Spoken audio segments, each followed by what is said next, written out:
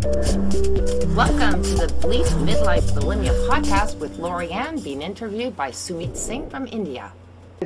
So, very good evening, everyone. My name is Sumit Chaudhary. I'm from India, and today I'm with. LaurieAnn Campbell, and I am from Milton, Ontario, Canada. Great. Thank you so much, LaurieAnn. First of all, I'm feeling so much excited because it's been like a couple of weeks. We haven't had any conversation on Zoom or this live. And I really appreciate that you took some time for this interview. I was really excited to have you online. Like I tried to schedule it the day, but just because of your tight schedule, we couldn't do that. But I'm so glad that you are here with us. So first of all, thank you so much. You're very welcome. My pleasure. Yay. So I'm sure that everything is going great with you. So before we proceed, I have a long list to introduce you today because each and every time I introduce you, I usually go with one or two things, but I have few other things to let viewers know about you, who actually LaurieAnn Campbell is, right? So, okay, and I will have to look in there to introduce you. So, guys, again, good evening, everyone who is from India, and good morning, everyone who is watching this from overseas like Canada and North America. So, I have LaurieAnn Campbell here with me live. It's a Zoom live with Facebook. So, first of all, I'm going to give a brief introduction about her, then we will listen from her herself. So, LaurieAnn Campbell, a person from Milton, Ontario, and a life redesign coach. That's my favorite. A master certified handwriting analyst, a graphotherapist, and here's the thing, specializing in coaching people with eating disorder. And this is the topic, this is the point for which we are here, and I invited her here. We will talk about this, right? And a few more things. It's not ended here. She was a VP of the Canadian Authors Association in Toronto branch and newsletter editor at the age of 24. And LaurieAnn, let me tell you that I was at my college that time when you were at that position. One more thing. She was a proud member of the International Society of Female Professionals. Last but not the least, founding member of Handwriting University and the Advanced Branding Collaborative Group. So these are so many things, and I think I already missed a couple of more things for you, LaurieAnn. But I think I'm overwhelmed to introducing you here on my Facebook Live with you.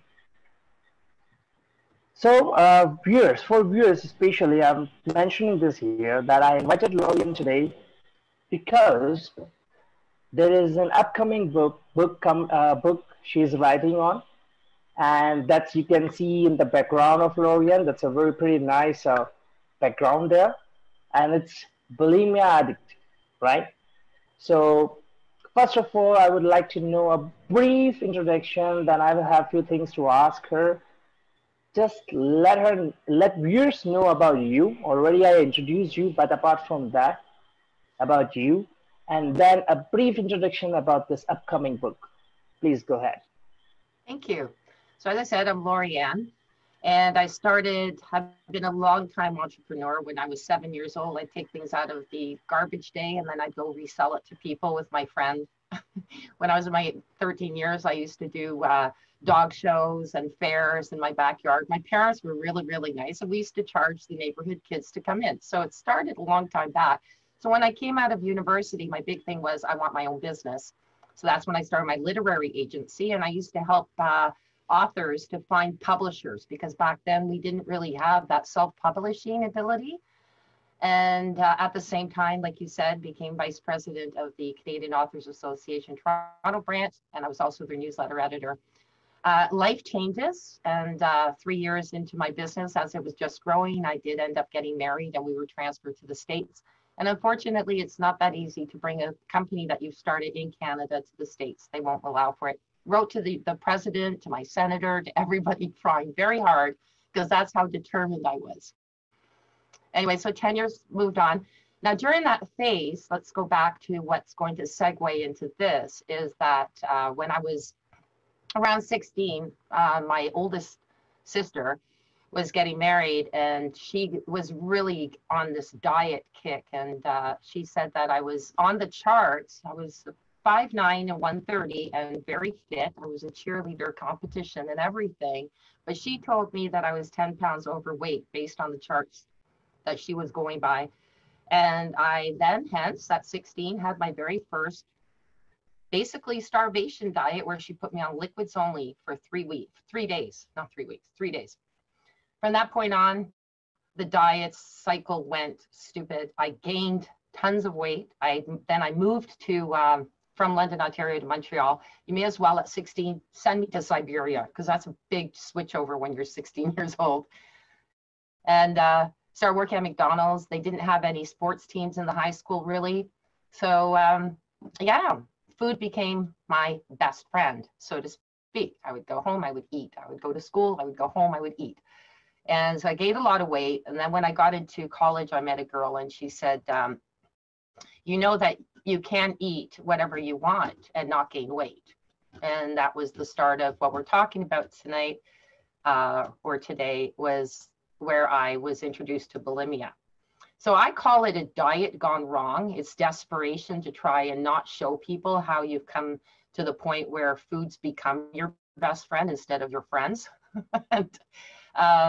And the dieting, the more that you diet, the more that you gain, because you're stopping yourself from eating the things that you like. I mean, when I was in high school, like I said earlier on, if I wanted to go and have a Big Mac, I'd have one. Did I have it every day? No. But then when I was working at McDonald's and it was filling up, and there's my cat, I would basically have a hamburger almost every day. So it spiraled. Years later, at 25, I started to write a book because I had actually hired on a therapist, and I had recovered from it.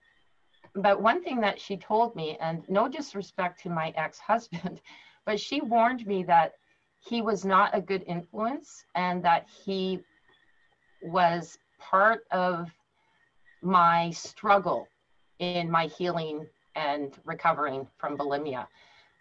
There were a lot of red flags that I refused, because when you're psychotically in love, you don't see the red flags. Or if you do see them, you ignore them. You go, I love him too much, and I know that things will go by.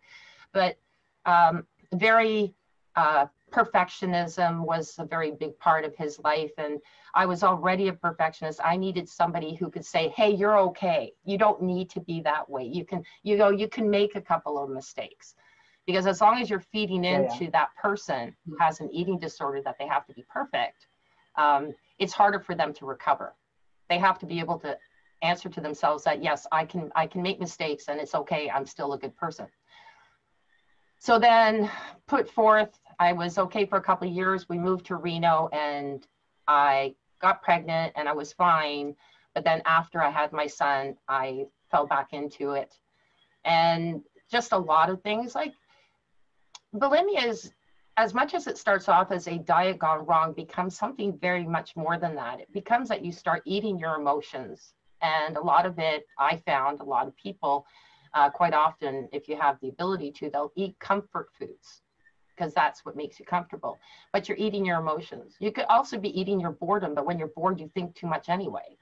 And then you purge it. And I think it's almost like a ritual. You're purging out the stuff that you're angry about. But a lot of people with eating disorders only perceive it as being an issue with the food, but it's not. It goes a lot further than that. There's a psychology behind it. So over the years, I've been writing the book, and I've been updating it. And believe it or not, it took 30 years before I finally understood the final chapter of full recovery. And that was 10 years ago. I don't look back. I don't miss it at all. I even sometimes wish that, I wish it never had happened, because I lost a lot of time in that, because it takes a lot of time away from you. But I learned a lot. Yeah. That's great. So hence my book. So you just mentioned here, yeah, perfect. So you just mentioned here that this it took you 30 years, almost 30 years. Like you must have started before 90s, right? Yeah. So what was the exact reason or the challenges that you already published many books, right? You have Makeup Not Required and other books as well.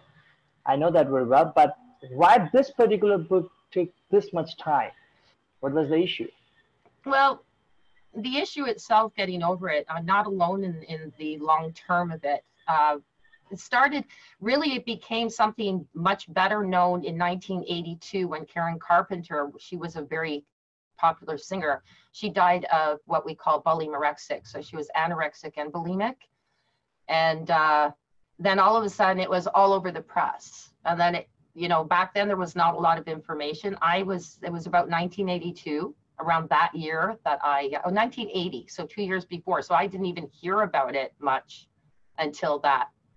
And then there was a lot more self groups that were growing, and there were places that you could go to, and it was easier to reach out because it was out in the open.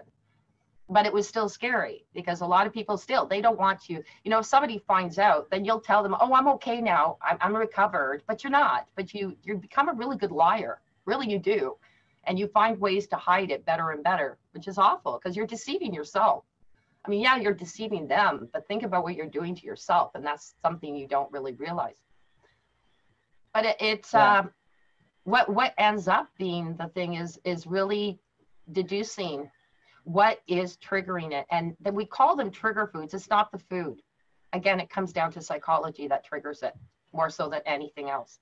When you figure that out, that one thing particular, and you deal with that, it makes it a lot easier to recover. So much easier. perfect. So, is this book going to change? Like, when the viewers or like the readers will have this book. So, in this book, will it be explaining them to change their food habits, or they don't have to change it, but just There, by there, sticking with that, recover it? there is a certain amount of, yes, changing your food habits, but it's the not so much like what I changed what I was eating because I chose to do that. But I'll still have, if Yeah, I want a Big Mac, I'll still have a piece of chocolate. But instead of eating the full chocolate, or even half the time, I don't yeah, even want the full Big Mac. I'll cut it in half. I eat until I'm full. So it's really, but there's definitely a mindset that has to go along with that, because just changing how you eat will not be able to help you to full recovery. That is not the only thing. So the book does entail that self-love, self-acceptance, and finding that specific trigger. And it changes for everybody. Me, it was that feeling of needing to be something to everyone instead of looking at me going, no, you know what? I don't want to be that person that person wants me to be. I want to be who I am. And nobody's there to tell me that I can't be who I want to be. So there's no excuse for this. And I guess that's what I started to tell myself is I really don't have an yeah, excuse for this anymore. Never that I really have an excuse, but there was that trigger. That trigger's gone. I don't have it. That's just like, think yeah, about it. Wake up, smell the roses, stop. Just, and it's not that easy. I'm making it sound easy, but it comes down to that. If you figured it out, stop. Now, what I like about this, and I know Jane Fonda struggled with it. There's quite a few actresses that we didn't know that did struggle with it for about 30 years. Like they were not short hmm, term. And so some people say, oh yeah, well, I was in my teens and I got over it. You hear they're in their 20s, they get over it. Funny thing, you don't hear a lot about the ones that are over 40 that still are struggling. I know that there's women, and it's a pretty big chunk of people out there in their 40s and 50s who started in the 80s that are still struggling, but they don't want to go. It's awkward, right? Because you're sitting there going, I have bulimia and I'm in my 40s. How many other people are out there that are this old? And I mean, we're not old, but this old in age wise and still struggling with it. yeah, I look like an idiot, but you're not. Because it took me, I was 48 years old when, 47, when it finally came to me, and it's been 10 years, um, but it took 30 years. And it's not uncommon. And there's a yeah, lot of women out there still doing that. So my particular focus, it's anyone can read the book, but my focus is 40 plus, because those are the people who had to go through having children, having to be working, having all of those pressures on you at the same time as trying to deal with your recovery. Very hard to do. Right. Right. So, is there any fixed, yeah, I mean, the particular time to recover from this, or it goes on? What do you say? Like, you're an expert in that, right? You're writing a book on that. So, what do you think that does it take certain time, or it just goes on? The person will feel him or herself this. I actually helped even through when I was recovered for those 2 years. I did help a couple of people actually get over it.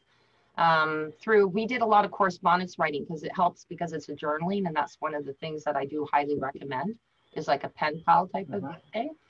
But everybody is different because everybody's life is different. So somebody could be in their teens or maybe early 20s, and then let's say they get married, but the person that they're marrying is a very positive influence on them, makes it easier and more accommodating to recovery.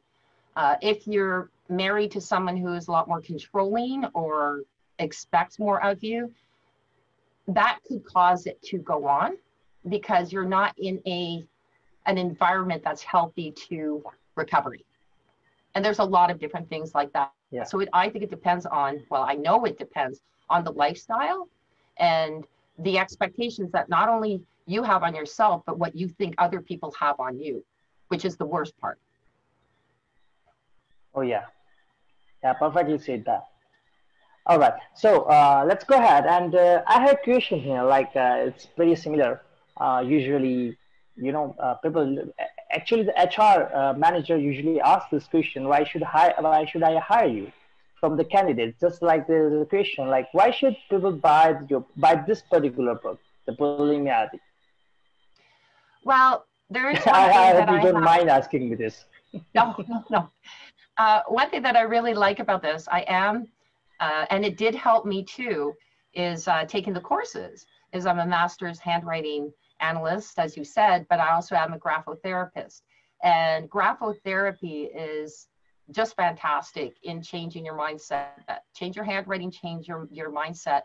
And I have studied, it's not 100% accurate in that, but there are certain letters which are 100% accurate in an overall space. But when it comes to bulimia, they'll say, well, bulimics have this type of handwriting. It's not 100% on that, but they definitely will have signs of probably low self-esteem, secretive, and so on. If we change those letters, it also helps you change. So I take a little different approach as well. There's a lot of people out there who are, I'm a coach.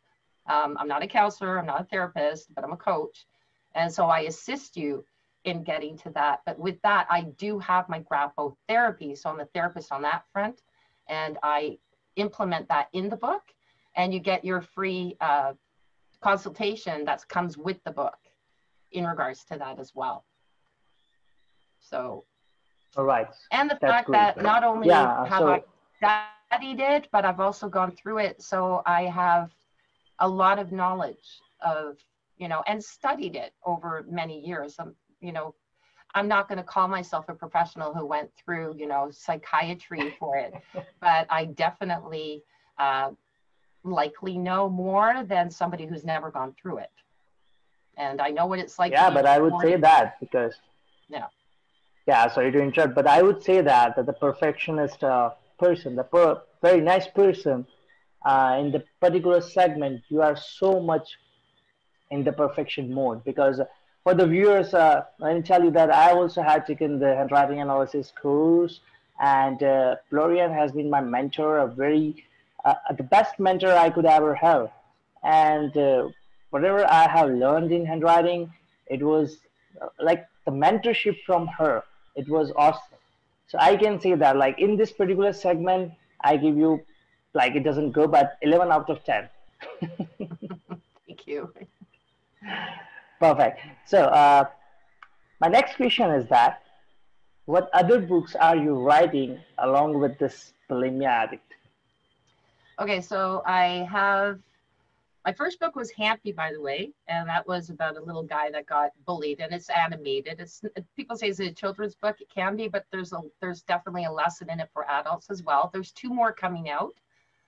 Just need to get them redone. They were the original ones were all hand drawn. The new ones are all animated by a computer, and the originals were water damaged, so it's necessary to redo them.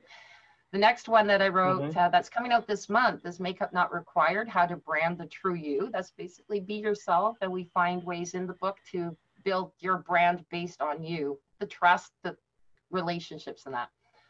And then of course, there's the How to Have Your Cake and Not Eat It All Too, Recovering from Bulimia. That's the one that's coming out hopefully at the end of this month without any glitches. If not, it's going to be out next month as well, along with the Makeup Not Required is coming out this month. And then I'm finishing up a book, and it is sort of based on my life, but it's called Sherry's World. And it is about how bulimia began and her journey through it to recovery. So, you know, based on a true story, but it is going to be a fiction. Have that. I will just simply put it in the comment box. So this is, you already declared the estimated date that it will be coming at the end of the month. Might be at the end of the month, right? Yeah. That's perfect. That's perfect. And so, if anyone's asking about this is the name of the website, bulimiaddict.com. If you look at this, my first book is about bullying. So there was bully in there. And then the addict was about being addicted to food. And then, of course, in that middle, you can see bulimia. So it's kind of like a play on words with the three of them. And it hurts not to hurt is because, like anything, like alcohol, like you know, marijuana, food becomes that numbing sensation when you're eating it. And so I really found one of the biggest challenges when I recovered. The beginning, I would probably say it was about 3 years of dealing with the emotions without eating the emotions, was really like, as you become so aware, it's like, whoa, that's really how I'm feeling, you know. And it's a great feeling because you're actually feeling, and you do hurt. And yes, it feels better to hurt than not to hurt, because you're living. You feel like you're alive. You're going, wow, this is how it feels to be alive, you know? Yeah. Yeah, that's why it says it hurts not to hurt. Perfect. I really like the concept. So anything else apart from this about this book which you want to share here so that viewers can know about it before they buy this? I think basically you know, there's probably tons of books out there that are very similar. I've checked them out. You know, there are, but like I said, I take a different approach. And then on top of that too, is if you wanted to, I am coaching. There's those abilities to reach out to me and ask me questions on the book. I'm there. I answer to people. And if you wanted the private coaching, that's available as well. But the thing is that there's the reach out. There are exercises in it with the handwriting. And like I said, you also get a report. And the report will also give recommendations on what you can work on in your handwriting to help you on your journey towards recovery. Yes. So it's definitely an assist. You know, like I said, I'm not going to say that my book has got a whole bunch different than the other books, but that part, it really does. It's a different way of looking at the recovery. LaurieAnn is a master's certified in handwriting analysis, right? So if you also want to know about the handwriting thing, you can simply approach directly to her. Thank you so much, LaurieAnn. I'm so glad that you took out some time here, and I really appreciate, because I know that your schedule is so much tight. You keep busy with many things. Like I can't even reach there, but yeah, I try to sometimes. And thank you so much for always guiding me, assisting me for the things which I do, which I'm doing, which I'm going to do, for everything. And thank you so much again. That's it.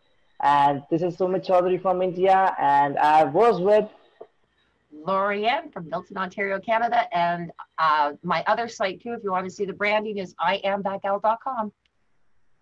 All right, guys. I will put it there as well. All right. Thank you so much, LaurieAnn. Thank you so much for being with me. Bye for now. Yeah, take care. Thank you for listening to this episode. Be sure to visit me at bleepbulimia.com.